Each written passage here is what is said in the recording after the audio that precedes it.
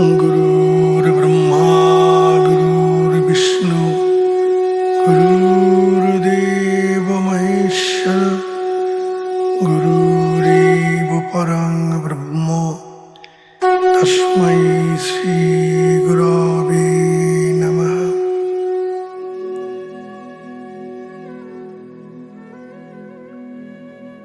जय योगीराज, जय योगीराज, जय योगीराज,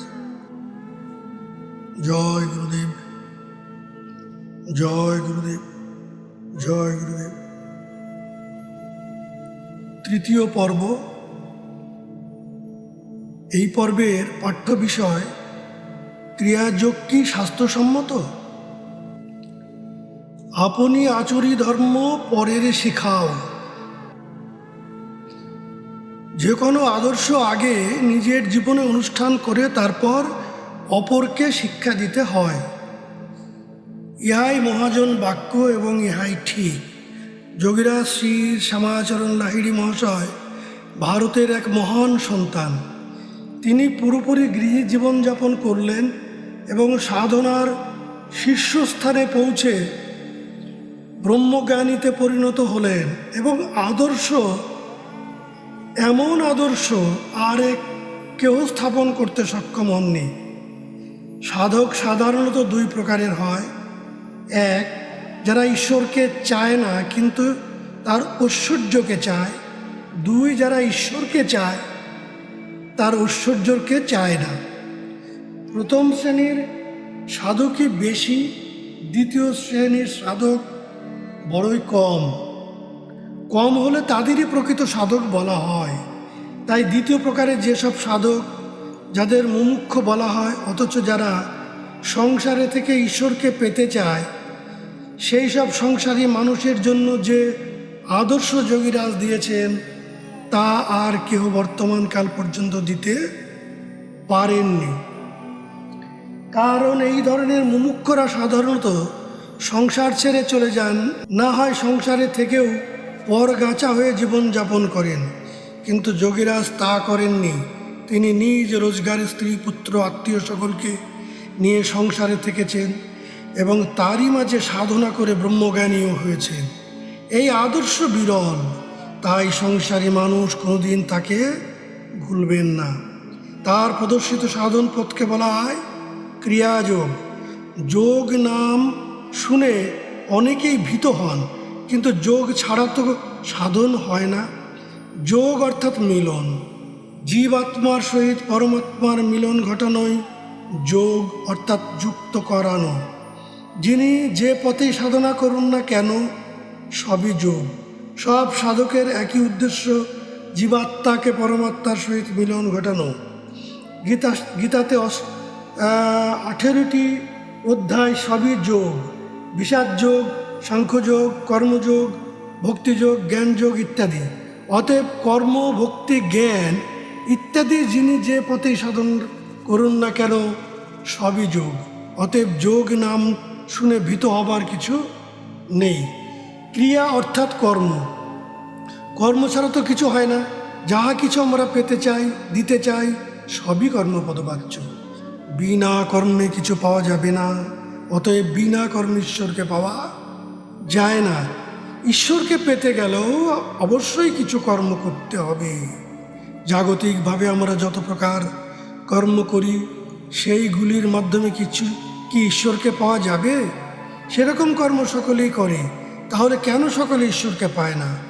জপ, ব্রত, দান, সৎকর্ম, তীর্থ ভ্রমণ, পরোপকার, অতিথি সেবা, জীবে দয়া ইত্যাদি সকল কর্মই সকলেই কম বেশি করে থাকে।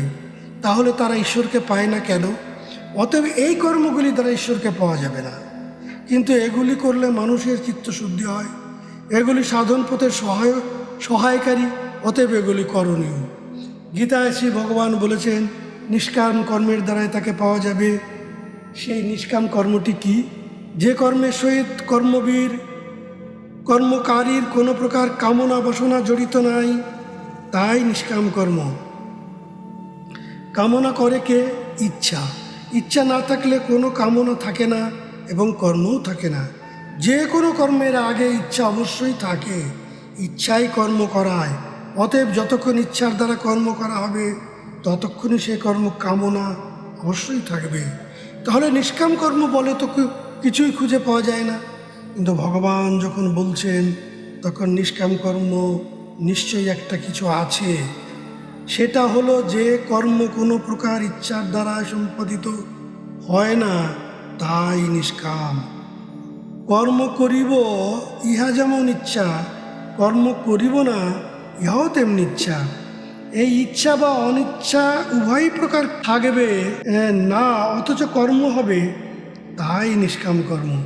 আমরা গভীর মনোযোগের সহিত যখন কোনো কর্ম করি বা যখন গভীর নিদ্রায় থাকি, ইচ্ছা থাক বা না থাক, শ্বাস প্রশ্বাসের কর্মবিরাম হয়ে থাকে। শ্বাস প্রশ্বাস নেব কি নেব না এর ধার সে ধারে না, সে আপন গতিতে হয়ে চলেছে, কিন্তু চলেছে ভুল পথে, অর্থাৎ উল্টো পথে। তাই জীব দুঃখ পায়, কষ্ট পায়, মারা যায়। এই শ্বাস প্রশ্বাস কর্মকে সঠিক পথে চালনা করার যে উপায়, যাহা তিনি দেখিয়ে দেন, তিনিই গুরু। কারণ এই কর্ম করলে সাধক জন্ম মৃত্যুর হাত হতে রেহাই পায়। ক্রিয়াযোগে এই নিষ্কাম কর্মযোগীর কথাই বলা হয়েছে, অর্থাৎ সংসারে থেকে সকল কর্ম করবে এবং তারই মাঝে এই ক্রিয়া অর্থাৎ নিষ্কাম ক্রিয়াযোগ অবলম্বন করো, এবং অবলম্বন করে যেভাবে ঈশ্বরকে পাওয়া যায় তাহাকেই ক্রিয়াযোগ বলে। ক্রিয়াযোগ সেই নিষ্কাম কর্মযোগের কথাই বলা হয়েছে, অর্থাৎ সংসারে থেকে সকল কর্ম করবে এবং তার মাঝে মাঝে এই ক্রিয়া অর্থাৎ নিষ্কাম কর্মযোগ অবলম্বন করে যেভাবে ঈশ্বরকে পাওয়া যায় তাহাকেই ক্রিয়াযোগ বলে। ইহা সুখম অর্থাৎ সুখে ও আরামের সহিত করা যায়, এবং যদি ঠিকমতো করা যায় তাহলে ইহজীবনেই ব্রহ্মজ্ঞান লাভ অবশ্যম্ভাবী। ক্রিয়াযোগের অপর নাম কর্মযোগ বা প্রাণকর্ম। প্রাণের কর্মকেই প্রাণকর্ম বলা হয়। প্রাণ একই, কিন্তু তার অবস্থা দুটি, একটি স্থির, অপরটি চঞ্চল। স্থির অবস্থাটাই আদি প্রাণ, আর চঞ্চল আর কর্ম চঞ্চল প্রাণ।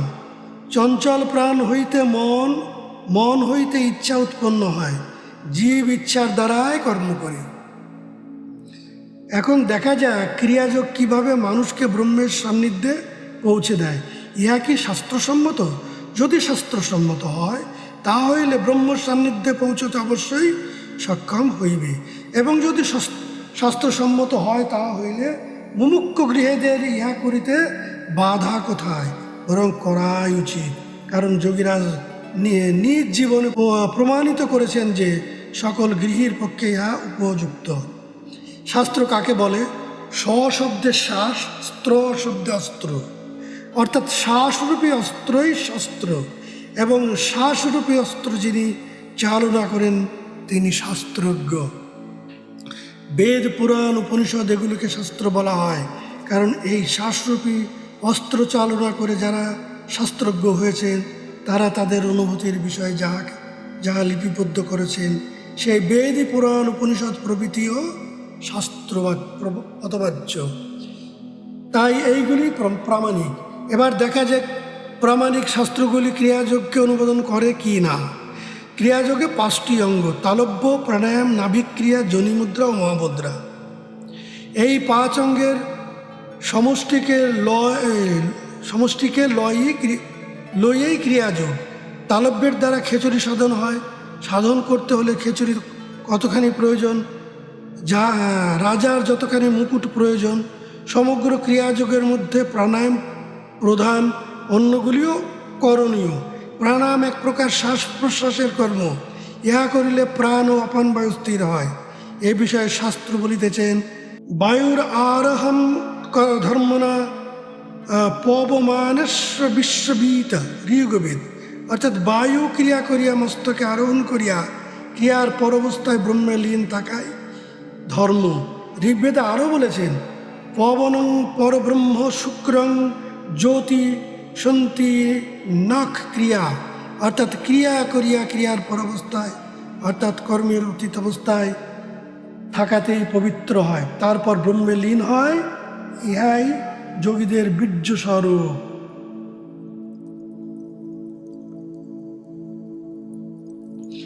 কাঁটা দিয়ে যেমন কাঁটা তুলতে হয়, অর্থাৎ কাঁটাহীন হওয়া যায়, তেমনি কর্ম করিয়াই, প্রাণ কর্ম করিয়াই কর্মের অতীত অবস্থায় পৌঁছানো যায়।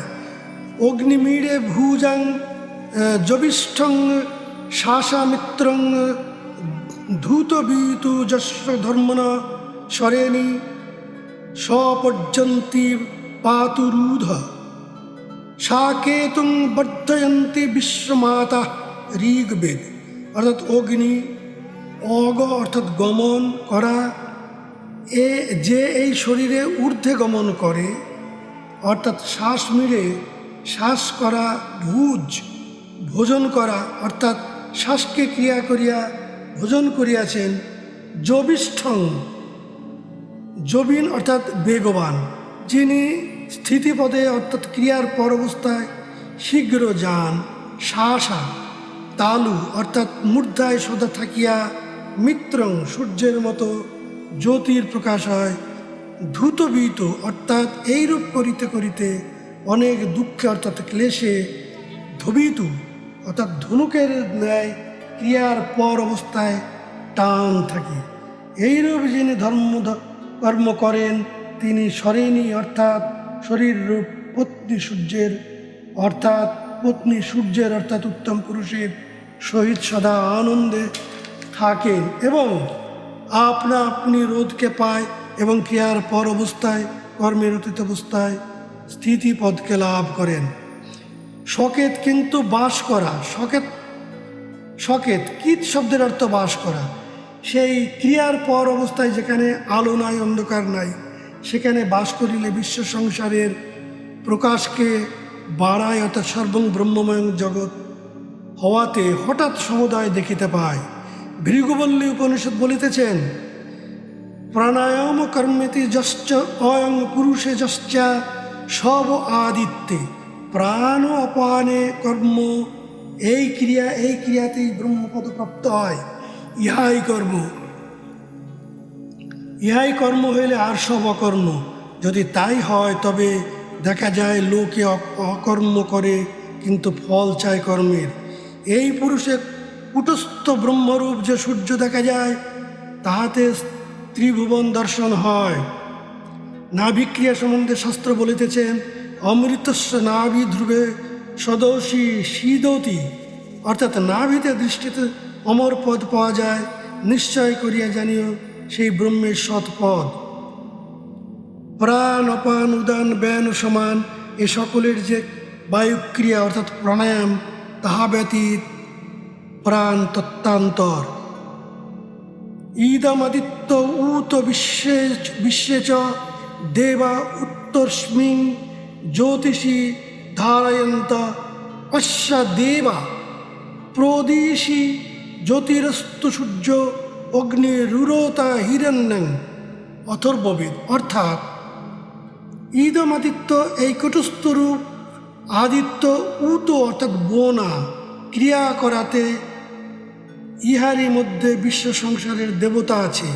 উত অর্থাৎ আর্দ্র, মগ্ন হইয়া চন্দ্রের রশ্মিরূপ ব্রহ্মপদ পাইয়া জ্যোতিষী ধারয়ন্ত, অর্থাৎ সকল জ্যোতির যে কর্তা ব্রহ্ম তাকে ধারণ করিয়া থাকেন। এইরূপ দেখিয়া অশ্বদেবা ইহার দেবতা সকল, প্রদিশী তার দুই দিকের মধ্যে আছেন। সূর্যস্বরূপ অগ্নিস্বরূপ জনি মুদ্রায় কুটস্থে দৃষ্টি রাখিতে রাখিতে চারিদিকে অগ্নিরূপ দেখা যায় এবং ওঙ্কার ধ্বনিরূপ এক শব্দ হয়। হিরণ্য স্বরূপ হইতেছেন। সর্বম ওঙ্কার বেদগু সর্বং গায়ত্রী গায়তে চ ত্রায়তে চ। ছান্দোগ্য উপনিষদ। এই শরীরই ওঙ্কার, ইহা জানিলে সমস্ত জানা হইল। ক্রিয়ায় গায়ত্রী, ক্রিয়া করিলেই ত্রাণ প্রায়। প্রাণায়ামন যস্য সর্বমিদং বসে যোদ ভূত সর্বশেষর যস্মিন সর্বং প্রতিষ্ঠিতং। নমস্তে প্রাণক্রন্দনায় নমস্তে স্তনয়িত্নবে বিদ্যুতে বর্ষতে ঔষধি যত প্রাণ রীতাবাসতে অভিনন্দন বোষোদ্ধে প্রাণমৃতং মৃত্যু প্রাণং দেবা উপাসতে প্রাণ হি সত্যবাদী বাদিন সুত্তম লোক আদোধৎ প্রাণ বিরাট প্রাণ দেষ্ট্রি প্রাণং সর্বোপাসতে প্রাণ সূর্যশ্চন্দ্রমা প্রাণম আহ প্রজাপতিং প্রাণাপানো ব্রীহি জপত্তান প্রাণোচ্যতে জপত প্রাণ আহিতা অপানো ব্রীহিরুচ্যতে অপানতি প্রাণতি পুরুষ গর্ভে অন্তরা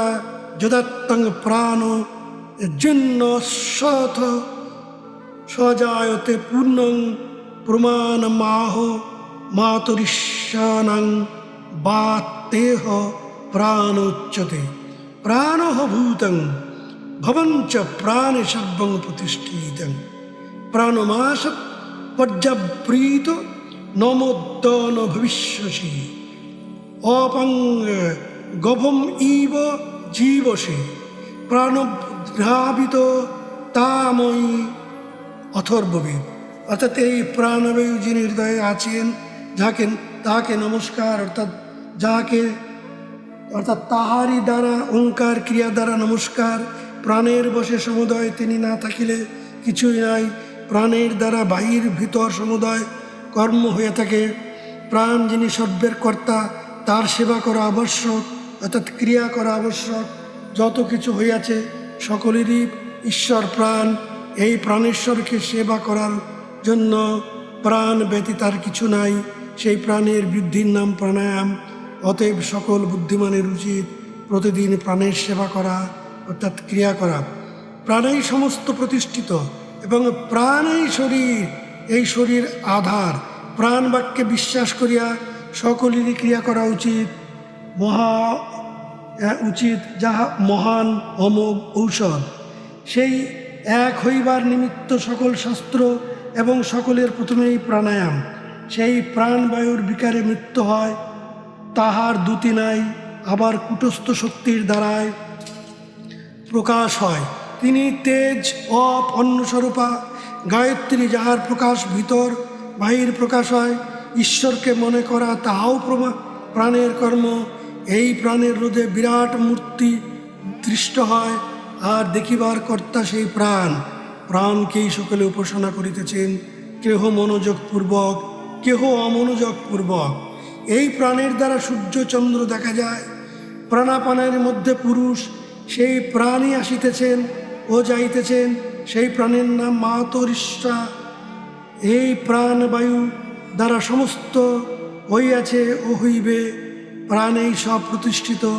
প্রাণ ক্রিয়া ব্যতীত সমস্ত মিথ্যা, কারণ সত্যতে না থাকায় সবই মিথ্যা। অতএব ক্রিয়া সর্বশাস্ত্রের মতো মত, তাহা করা কর্তব্য। ক্রিয়া করিবার দেশ কালের কোনো নিয়ম আছে? বেদান্ত বলিতেছেন, যত্র একাগ্রতা তত্র বিশেষাৎ। অর্থাৎ ক্রিয়া করিবার দিক দেশ কালের কোনো নিয়ম নাই। যাহার যে সময় যখন মন সুস্থ থাকে তখনই ক্রিয়া করা কর্তব্য।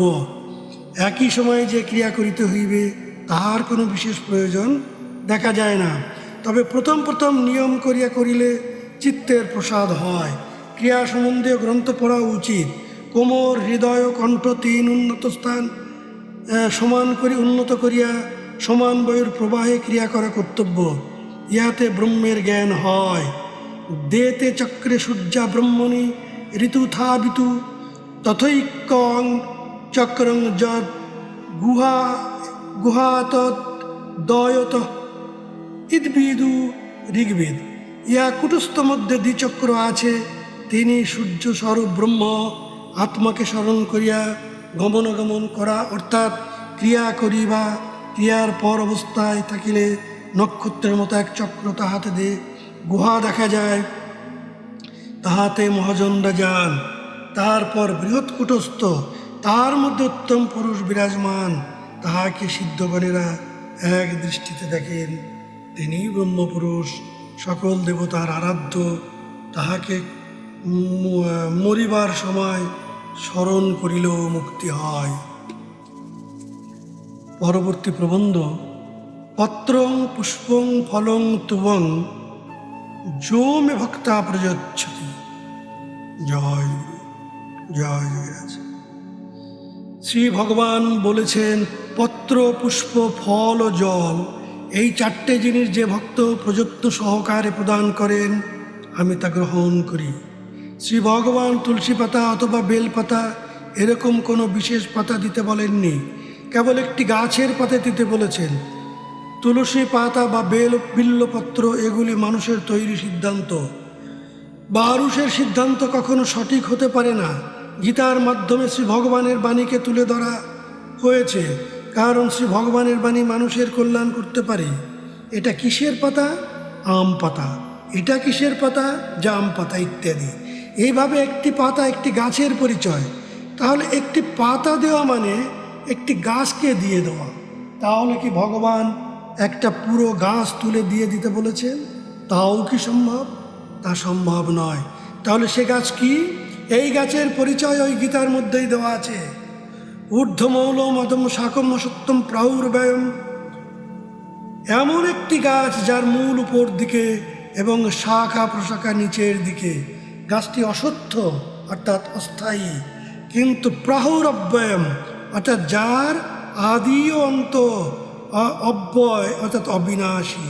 এই জগতে এমন কোনো গাছ দেখা যায় না যার মূল ওপরে এবং শাখা প্রশাখা নিচে, বরং সকল গাছের মূল নিচের দিকে এবং ডালপালা উপর দিকে এই গাছই দেখা যায়। তাহলে কি ভগবান ভুল বলছেন? তা হতে পারে না। তাই মানব শরীরেই হলো সেই গাছ যার মূল উপরে অর্থাৎ শাখা প্রশাখার নিচে। মূল অর্থে আদি অর্থাৎ উৎপত্তিস্থল। প্রাণের দুটি অবস্থা, স্থির ও চঞ্চল। স্থিরত্ব থেকেই চঞ্চলতার উৎপত্তি, অতএব স্থিরত্বই মূল। এই মানব শরীরে কুটস্থের উপরে প্রাণের স্থির অবস্থা এবং নিচের দিকে চঞ্চল অবস্থা। এই স্থির অবস্থার সন্ধান কেবল যোগীরাই জানেন, অপরের পক্ষে জানা সম্ভব নয়।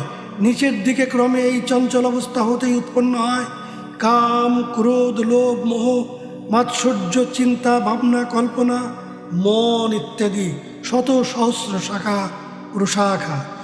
এই শাখা প্রশাখাতেই মানুষ অবস্থান করে এবং এগুলিকে আপন বলে মনে করে। এরা যেদিকে চালায় সকলে সেদিকেই চলে। তাই মানব শরীরের উপরের দিকে স্থির রূপ মূল এবং নিচে চঞ্চল। এই শরীরকে বৃক্ষরূপে বর্ণনা করা হয়েছে। এই শরীর রূপ বৃক্ষ অসত্য অর্থাৎ অস্থায়ী। এই আছে, এই নেই। তথাপি এই শরীর লাভের পূর্বে অব্যয় শরীর লাভের পর একে যে বাঁচিয়ে রেখেছে সে অবস্থাটাও অব্যয়, এবং শরীর ত্যাগের পর যে অবস্থা তাও অব্যয় অর্থাৎ প্রাণ।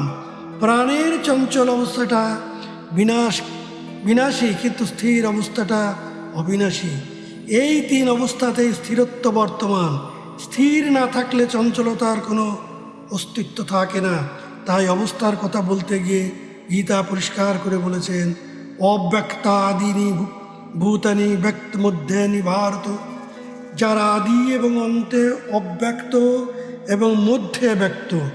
জন্মের পূর্বে এবং মৃত্যুর পরে প্রাণ এত সূক্ষ্ম অবস্থায় অবস্থান করে যে ব্যক্ত হয় না অর্থাৎ প্রকাশ হয় না। কিন্তু জন্ম থেকে মৃত্যু পর্যন্ত যতক্ষণ শরীর থাকে ততক্ষণ ব্যক্ত অর্থাৎ প্রকাশমান।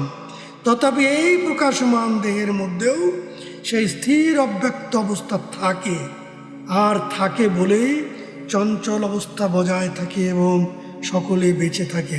অতএব সর্বাবস্থাতেই মূল স্থির অবশ্যই থাকে। তাহলে একটা পাতা দেওয়া অর্থে পুরোপুরি দেহকে দিয়ে দেওয়া। সাধন করতে করতে দেহাতীত অবস্থায় পৌঁছে গেলে যখন আর দেহবোধ থাকে না, সেটাই হলো একটি পাতা দেওয়া, শ্রী ভগবানের চরণে দিয়ে দেওয়া। আমরা সাধারণ মানুষ এতই বুদ্ধিমান যে শ্রী ভগবানের বক্তব্যের আসল রহস্যকে না জেনে পণ্ডিতদের কথা শুনে তুলসী পাতা, বেল পাতা ইত্যাদি গাছ থেকে ছিঁড়ে শ্রী ভগবানের পায়ে অর্পণ করি। এইভাবে পাতা দেওয়ার পর এবার দিতে হবে ফুল। ফুল হলো সুন্দরের প্রতীক। কোন ফুল দিতে হবে তাও বলা হয়েছে, অথচ আমরা পণ্ডিতদের কথা শুনে কালীর পায়ে জবা ফুল, শিবের পায়ে ধুতরা ফুল ইত্যাদি দিয়ে থাকি। আসল কথা হলো আত্মসাধন করতে করতে অনন্ত প্রভা সম্পন্ন আত্মজ্যোতি দর্শনে যোগী তন্ময় হয়। সেই জ্যোতি হলো চিরসুন্দর। এই সুন্দর অবস্থাকেও দিয়ে দিতে হবে। তখন আর কোনো প্রকার পদার্থ দর্শন নেই, শ্রবণ নেই, কিছুই নেই। এর আগে দেহবোধ দিয়ে দেওয়া হয়েছে, তথাপি ভেতরে ভেতরে যে কিছু আত্মদর্শন হচ্ছিল, এখন তাও দিয়ে দেওয়া হলো। এবার দিতে হবে ফল। পণ্ডিতদের কথা মতো আম, জাম, বেল বা কোনো উৎকৃষ্ট ফল গাছ থেকে ছিঁড়ে এনে ভগবানের পায়ে দিতে লাগলাম, এতে কিছুই হবে না। আসল জিনিস দিতে হবে, সে কথাই ভগবান বলেছেন। দীর্ঘ এবং কঠোর সাধন করে যা কিছু সাধনার ফল লাভ হয়েছে, এবার তাও দিয়ে দিতে হবে। আমার অনেক ঐশ্বর্য লাভ হয়েছে। আমি ভগবানকে দেখেছি, আমি কৃষ্ণ, কালী, শিব ইত্যাদি দেখেছি, আমি ব্রহ্মজ্ঞান লাভ করেছি ইত্যাদি সব জ্ঞান এবার তাও দিতে হবে। আমি বা আমার বলতে কিছুই আর থাকলো না। যতক্ষণ আমিও ভগবান এই দুই বোধ আছে, ততক্ষণ দ্বৈত। এই দ্বৈতই মহাদুঃখের মূল। কারণ দুই থাকলেই দেখাও না দেখা, জানাও না জানা ইত্যাদি বোধ থাকে। দেখার মালিক মন।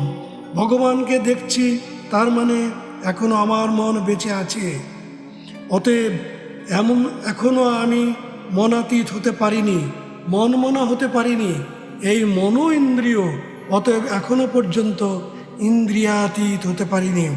ভগবানের রূপ দেখা, সেটাও মন দেখে। এবার আমাকে যেতে হবে সব কিছুর অতীত অবস্থায়, জ্ঞানাতীত নিরঞ্জন অবস্থায়। এইভাবে যখন সাধনার সকল ফল যা কিছু অর্জন করেছিলাম তাও দিতে পারলাম, তখন আমি নিঃস্ব, নিষ্পৃহ, নিস্পন্দন হয়ে গেলাম, একা হয়ে গেলাম। আর আমার কিছু নেই, আমিও নেই, আমার সব শেষ। এবার আমি নিশ্চল ব্রহ্মের মধ্যে প্রবেশ করলাম। এখন আমাকে দিতে হবে তৌয়াং, অর্থাৎ জল, গঙ্গা জল। কি নদীর জল তাও বলা হয়নি, কেবল জল দিতে হবে একথাই বলা হয়েছে। আমরা পণ্ডিতদের কথা মতো গঙ্গা জল দিতে শুরু করলাম, তাই আমাদের কিছুই হচ্ছে না। জল হলো নিরাকার, যখন যে পাত্রে রাখা যায় সেই পাত্রের রূপ ধারণ করে। জলের নিজের কোনো রূপ নেই, তাই জল হলো নিরাকার ব্রহ্মের প্রতীক। এই অবস্থায় যোগীর ব্রহ্মজ্ঞান লাভ হয়। আমি ব্রহ্মজ্ঞ, এ বিষয়টাও দ্বৈত। তাই গীতা বলছেন, এই প্রকার ব্রহ্মজ্ঞান অবস্থাটাও দিয়ে দাও।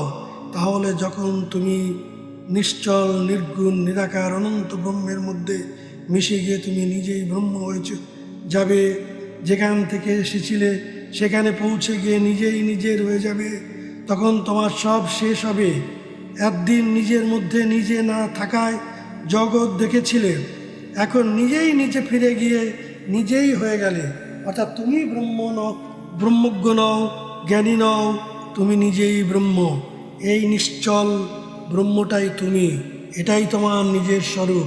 এই নিশ্চল ব্রহ্ম থেকে বা নিজ স্বরূপ থেকে চঞ্চলতার দরুন বিচ্যুত হয়ে জীবরূপে অবস্থান করিলে, এখন নিশ্চল অবস্থায় ফিরে এসে স্বস্বরূপে মিশে গেলে, এখন তুমি অনন্ত, তুমি বিশ্বরূপ, তুমি জগন্নাথ।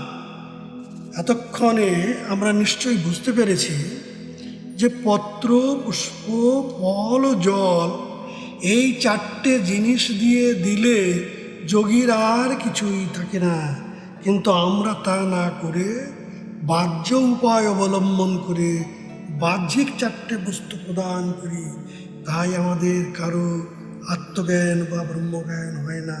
ফলে আমরা জন্ম মৃত্যুর ফাঁদে পড়ে দুঃখ কষ্টে হাবুডুবু খাচ্ছি। গীতা আমাদের সেই সঠিক কথাই বলেছেন, আমরা তার সঠিক অর্থ বুঝতে পারিনি। জয় গুরু, জয় গুরু, জয় যোগীরাজ। জয় যোগীরাজ।